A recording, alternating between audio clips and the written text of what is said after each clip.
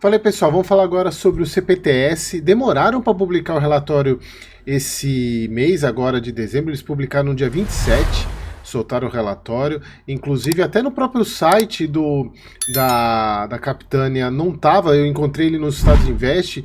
Então, o próprio site da Capitânia até demorou para soltar. Então, vou fazer lá a análise. E tem um ponto interessante que eu vou deixar o link aqui na descrição de uma live que o professor Baroni fez com o gestor da Capitânia.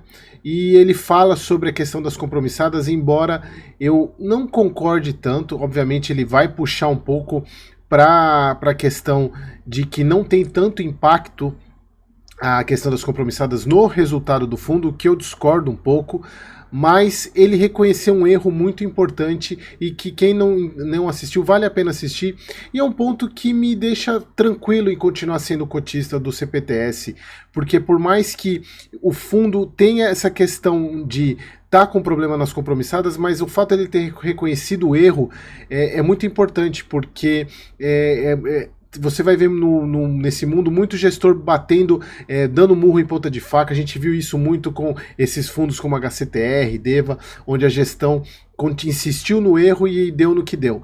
Então o CPTS é um fundo muito antigo, ele vem trazendo resultado, errou em alguns momentos, mas tem tudo para voltar a se recuperar nesse próximo ano de 2024. Então bora para o relatório gerencial do fundo. Então aqui, como vocês podem ver, é o relatório agora de novembro, né, referente a novembro, saiu dia 27 de dezembro, demorou para sair. Aqui só um ponto que eu sempre gosto de chamar a atenção daqueles fundos que não tem taxa de performance, né, ele tem uma taxa de 1,15 somada, taxa de administração e gestão, que é tranquilo. Então aqui a parte de valor de mercado, ele ainda continua bem amassado, em termos de valor patrimonial e valor de mercado, continua bem, embora isso aqui é o fechamento de novembro, mas agora em dezembro ele chegou a bater 8,7, se eu não me engano, de fechamento. Ele deu uma boa valorizada, como todos os fundos imobiliários valorizaram, então ele valorizou. Vou mostrar lá na tabela de sensibilidade em que ponto que a gente está. Distribuiu o mesmo do resultado, que o que ele tem feito nos últimos meses. Aqui ele girou muito pouco a carteira esse mês, muito pouco. Eles colocam aqui de 6,6% contra 6%. Vou mostrar aqui na parte dos comentários, mas eu achei que ele girou muito pouco a carteira. Aqui, obviamente, eles continuam com o portfólio high grade. Eu mostrei isso no último relatório, vou mostrar de novo, que eles eram um fundo high yield e virou high grade durante a evolução do fundo, que é muito bacana. 0,61 de dividendo, de rendimento. Dividendo acumulado de 0,88 dos últimos 12 meses. Movimentação na carteira. Movimentaram um pouco, embora sejam compras definitivas, mas essa movimentação trouxe um prejuízo nessa movimentação de CRIs, que eu vou mostrar lá na frente. Por outro lado, foi compensado por um ganho de capital com os fundos imobiliários, o que deixou o resultado meio que no 0 a 0. Eles ainda continuam com essa inflação acruada, de 1,7 milhões no CRI. Se você não sabe o que é inflação acruada, assista esse vídeo aqui. Eu gravei um vídeo sobre explicando o que é inflação acruada, embora tenha reduzido bastante, né, para o mês anterior. A parte de eles, obviamente, depois do desdobramento, aumentou demais a liquidez do fundo e o número de cotistas também, até porque grandes influenciadores mostram que tem esse fundo em carteira, então acaba atraindo bastante, mas é um excelente fundo imobiliário. Continua com uma porção grande em fundo imobiliário e CRI, e talvez essa porção de fundo imobiliário aqui também dá um equilíbrio, porque o CPTS sempre foi muito bom nessa gestão de fundo imobiliário. É bastante interessante a questão, até porque basicamente ele não tem fundo com problema, é só fundo de tijolo, que eles entendem como a parte de maior retorno. Aí eles colocam aqui a parte de Estados Unidos, até colocam que errou quem apostou na escalada imediata nas tensões geopolíticas a partir do Oriente Médio, fala sobre a valorização do dólar, do real em frente ao dólar, que valorizou 6,8%, falando sobre a questão que a Bolsa Brasileira está ganhando 25% em dólar no ano, 9% acima da média mundial.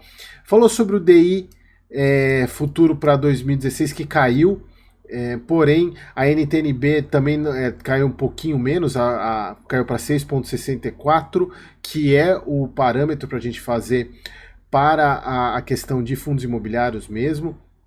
Aqui eles dão uma pancadinha no governo, que é o normal da Capitânia, eles sempre fazem isso. Aí, mais sobre o CPTS, eles colocaram que a rentabilidade foi de 1,66, considerando o 0,61 pago da cota, que a cota fechou a 77,90, mas ela, como eu falei, ela estava em 8,40, se eu não me engano. Ainda está com um baita deságio, o que mostra que o fundo está descontado, mas obviamente o desconto está em função do que o fundo vem tendo de rendimento baixo. E aqui eles colocam que o CPTS é focado majoritariamente na parte de FIIs, né, que é quase 30%, em fundo de tijolo, que eles acreditam ser uma upside, e também não vê problemas na questão de ter fundos de papel com default, que é bem bacana, diferente do IRDM, por exemplo. Aqui eles estão falando que o fundo continua com a parte de aquisição girando a carteira, que sempre foi um ponto do CPTS muito positivo. Eles colocaram aqui um aumento de 0,01% no aumento na parte de taxa média de IPCA, mas é um aumento, mas é muito pouquinho, né? Aqui a parte de carteira de FIIs pouco ganha a ser realizado na parte de rendimentos, mas a parte de ganho de capital eles tiveram bastante coisa, eu vou mostrar para vocês na DRE.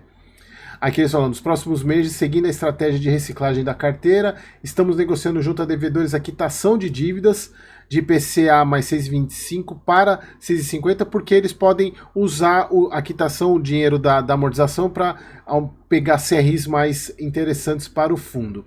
Aqui é aquela questão da estratégia, que eles continuam com ativos de high grade, de maior liquidez e menor risco de default.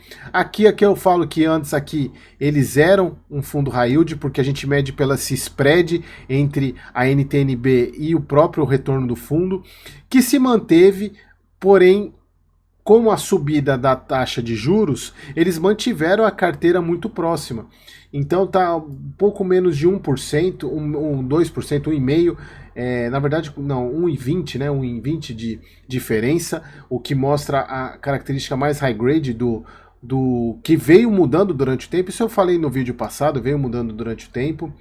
A parte de que eles agora começam a falar das compromissadas, que o custo das compromissadas deve reduzir, exatamente porque a taxa de juros vem caindo. Mas vamos entrar aqui nas compromissadas, que é um ponto importante, que eles trouxeram nesse gráfico e trouxeram essa nova informação aqui, que inclusive ela não foi apresentada na live, que eu citei no começo, do professor Baroni com o gestor, mas era o indicativo que viria nesse relatório agora.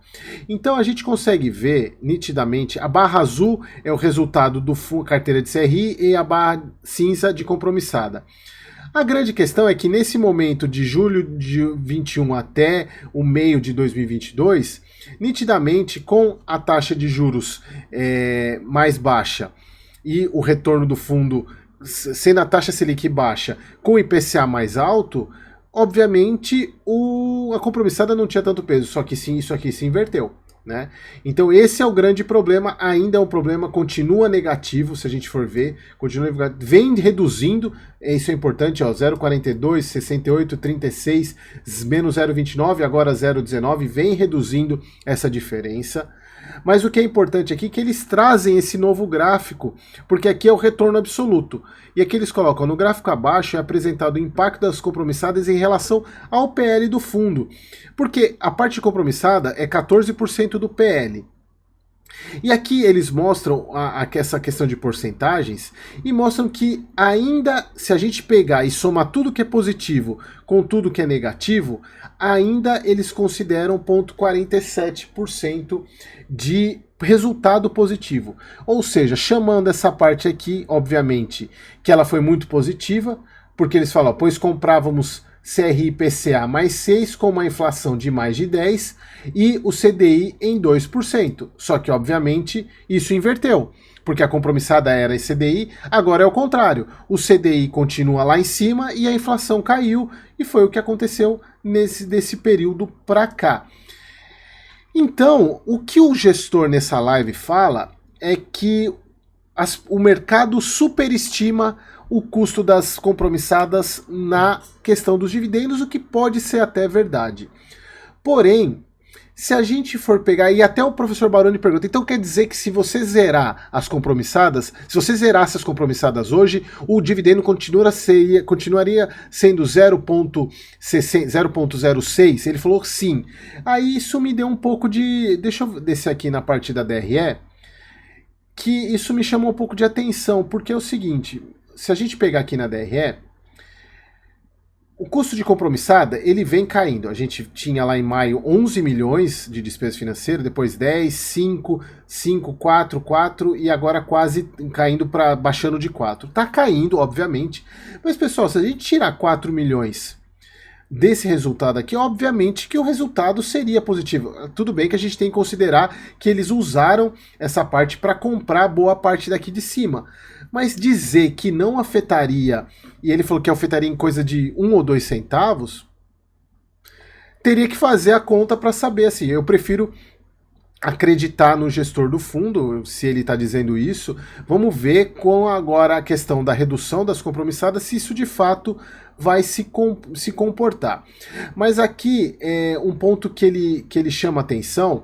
A primeira parte de sensibilidade aqui, ele marca principalmente 107,90 como sendo, mas hoje a gente está por volta aqui de 8,43, 8,50, o que reduz bastante o retorno do fundo, né? A parte, se a gente pegar, caiu de 8,94 para 7,64, mais de 1% com essa subida. Então a janela, eu vejo a janela de oportunidade para o CPTS está se fechando. É um baita fundo imobiliário. E aqui é o ponto que ele chamou a atenção e assumiu o erro da gestão. Qual foi o erro que ele assumiu? Ele assumiu o ponto de que eles deveriam ter retido, que é o que o IRDM está fazendo agora. O IRDM está retendo parte do resultado exatamente para prever, para segurar e manter o resultado lá na frente. O que o CPTS, que o gestor assumiu que ele poderia ter feito. Eles poderiam ter retido uma parte aqui para poder segurar um rendimento maior aqui na frente. Que na verdade a gente vê que a gente pega 2019, 2020, eles poderiam... 2020, olha só 2021, eles... a parte de distribuição em relação ao CDI. Eles podiam ter retido mais aqui, não fizeram isso. Até porque nesse momento o CPTS ele desempenhou muito bem, né? Então, gostei dessa parte, gostei dessa assunção de culpa, né? Que eles assumiram a culpa, assumiram a responsabilidade e talvez, quem sabe, isso sirva ter servido de lição. É muito legal quando um gestor assume publicamente que errou e tende a melhorar. Por isso que eu gosto muito do CPTS, eu gosto muito da Capitânia.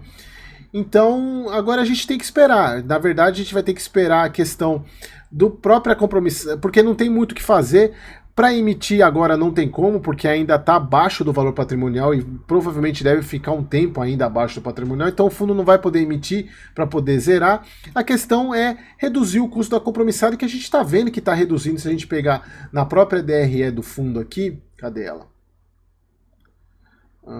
Aqui na própria DRE, a gente consegue ver, né, nitidamente que ela vem reduzindo e vamos ver, né, porque de fato a parte de receita do fundo também... e o ponto que eu tinha falado para vocês, olha só aqui, menos 1 milhão, que foi o resultado da negociação de crédito, teve um baita prejuízo, mas foi compensado por esse ganho de capital aqui, que foi bem maior do que o mês passado, e foi maior que setembro, então acabou compensando o resultado do fundo, que ficou muito alinhado com o mês passado, 19.384 contra 19.487. Então ele teve uma recuperação boa aqui com a questão do ganho de capital de fundo imobiliário e também com a redução das próprias compromissadas, que com a queda da taxa de juros isso vai acontecer.